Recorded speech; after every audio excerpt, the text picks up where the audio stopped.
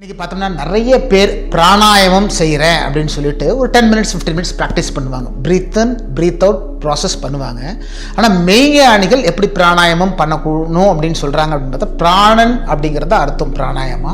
இன்னைக்கு நம்ம சகஜ வாழ்க்கையில் பிரச்சனைகளோட வாழ்ந்துட்டு இருக்கோம். அப்போது நம்ம இன்னைக்கு ஒரு 10 minutes 15 minutes பிராணாயாம பயிற்சி பண்ணிட்டு வெளியில் போய் நம்ம tension, stress, anxiety, depression, hatredness, ஒருத்தர் அழிக்கணும், இந்த உணர்வுகளை நம்ம சுவாசிக்க போகும்போது எப்படி உண்மையான பிராணாயமாக இருக்கும்?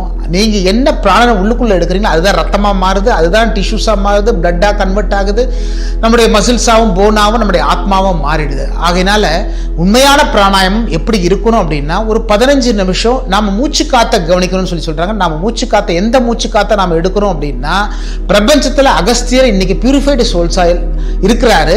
அந்த உணர்வுகளை நாம பிராணாயாமம் பண்ணோம்னா என்னவாகும்? நினைவுகள் அங்கே வச்சு பண்ண போகும்போது அவருடைய எனர்ஜிஸ் இங்கே காத்தில் இருக்கிறது நம்முடைய மூச்சு காத்தா உள்ளுக்குள்ள வந்து நம்மளுடைய ரத்தங்களை பியூரிஃபை பண்ணும். ஆக நம்முடைய ஆர்கன்ஸை ஸ்ட்ரென்தன் பண்ணும், இன்டர்னலா எக்ஸ்டர்னலா. ஆக நான் அன்னைக்கு நைட்டு முழுவதுக்கும் நம்மளுடைய பியூரிட்டியை மெயின்டைன் பண்றதுக்கு அந்த பிரபஞ்சத்துடைய அகஸ்தியனுடைய சக்திகளை நம்ம 10 நிமிஷம் 15 நிமிஷம் பிராணாயாமம் பண்ணி அதை நம்ம ஆத்மசுத்தி பண்ணி நம்ம மெயின்டைன் பண்ணோம்னா என்னவாகும்? நம்ம நைட்டு படுக்க போகும்போது நம்மளுடைய பிளட் பியூரிஃபைடா இருக்கும். அப்போ நம்மளுடைய நைட் நம்மளுடைய இன்னர் சிஸ்டம் ரிப்பேர் ஆக போகும்போது நம்மளுடைய உள் உறுப்புகளும் பலமாகி நம்முடைய அடுத்த நாள் பார்த்தா நம்மளுடைய உணர்வுகள் எனர்ஜியா இருக்கிறதுக்கு நாம செய்யக்கூடிய இந்த உண்மையான பிராணாயாமா மெய்ஞானிகள் சொன்னது. அந்த பிரபஞ்சத்துடைய பேராற்ற நம்ம பிராணாயாமம் பண்ணணுங்கிறதா சொல்றாங்க. அதன் வழியை செய்வோமா, பயன்பெறுவோமா?